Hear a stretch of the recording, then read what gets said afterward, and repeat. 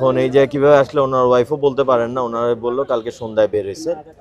এখন শরীরে কোনো আঘাত না, শরীরে আমরা এখন পর্যন্ত কোনো আঘাতের চিহ্ন পাই নাই, তবে প্রাথমিকভাবে আমরা যখন সুরতাল করব পরিপূর্ণভাবে তখন হয়তো প্রাথমিকভাবে দেখা যাচ্ছে কোনো আঘাত। একটু আগে জানাইছি যে ওনার একটা মোবাইল আমরা পেয়েছি, ওই সিম থেকে আমরা আমাদের মোবাইলে ঢুকিয়ে ওনার ওখানে বাসা লেখা একটা নাম্বারে কথা বললাম।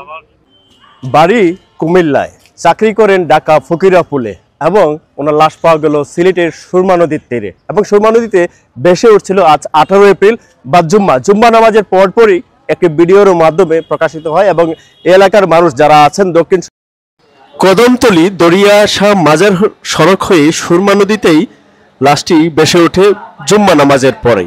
ব্রিজ যেটা রয়েছে, ব্রিজের প্রথমে একটি সিঁড়ি রয়েছে, সিঁড়ি দিয়ে নেমে দরিয়া শাহ মাজার এবং দরিয়া শাহ মাজার হয়েই সুরমা নদীতে একটি লাশ ভেসে ওঠে এবং এই এলাকার বাসিন্দা যারা আছেন, সাধারণ মানুষ যারা আছেন তারা একত্রিত হয় এবং পুলিশ কর্মকর্তা যারা আছেন, পিবিআই বাহিনীতে যারা আছেন তদন্ত কর্মকর্তা, তারা এসে লাশটি উদ্ধার করে এবং সর্বশেষ ওনার পকেটে মাত্র 2টি মোবাইল পাওয়া যায়। 2টি মোবাইল যেহেতু পানিতে ভিজে মোবাইলের কোনো কাজ করছিল না, তখন মোবাইল থেকে একটি সিম খুলে পুলিশ কর্মকর্তা যারা আছেন ওনাদের মোবাইলে সিমটি লাগিয়ে ওনার বাড়িতে ফোন দিয়ে সর্বশেষ তথ্য জানেন যে ওনার নাম হচ্ছে সারোয়ার হোসেন, বাড়ি কুমিল্লায় এবং ঢাকার ফকিরাপুলে শান্তি পরিবহন নামের একটি পরিবহন রয়েছে, যে পরিবহনের কাউন্টারে তিনি চাকরি করতেন এবং এখানে কিভাবে আসলেন বা সিলেটে কিভাবে আসলেন ওনার পরিবারের কেউই জানেন না। এই ছিল সর্বশেষ আমাদের কাছ থেকে পাওয়া সর্বশেষ আপডেট এবং এই মুহূর্তে সুরমা নদীর পার থেকে লাশটি উদ্ধার করে নিয়ে যাওয়া হবে ওসমানী মেডিকেল কলেজে।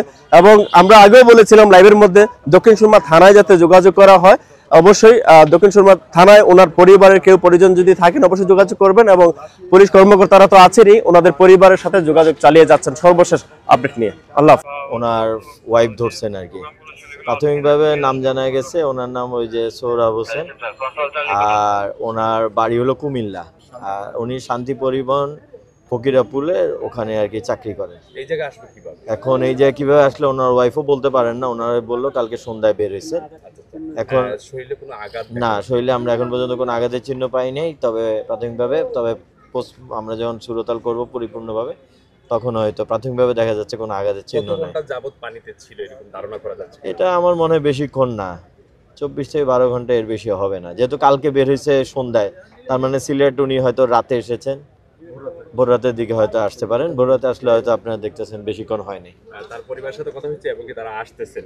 হ্যাঁ, পরিবারে যেহেতু তার ওয়াইফের সাথে কথা হয়েছে, আমরা ওনাকে পুরো ঘটনা যেহেতু তাৎক্ষণিক হয়তো সাডেন একটা শক খেতে পারে, এই জন্য উনি যে মারা গেছে এই বিষয়টা প্রাথমিকভাবে জানাইনি, তবে ওনার পরিবারের ওনার মেয়ে আছে, মেয়ের জামাই আছে, আমি বলছি ওনাদের পরিবারের যারা গার্ডিয়ান ওনাদেরকে একটু ফোন দিলে হয়তো বিষয়টা আমরা ওনাদেরকে বুঝাই বললে ওনারা পরবর্তীতে এখানে আসবেন। এখন আপনারা তত্ত্বাবধানে লাশ? হ্যাঁ, এখন আমরা লাশ নিয়ে যাব, নিয়ে যেয়ে এটাকে সুরতাল করবো, আমরা ওসমানী মেডিকেলে নিয়ে যাবো। সেই অজ্ঞাত লাশের সাথে আর কি পাওয়া গেছে স্যার? আউসাইল্লার সাথে 2টা মোবাইল, বাটন মোবাইল পাওয়া গেছে, আর কিছু নেই? না, আর কিছু পাওয়া যায়। ধন্যবাদ স্যার, আপনাকে অনেক ধন্যবাদ।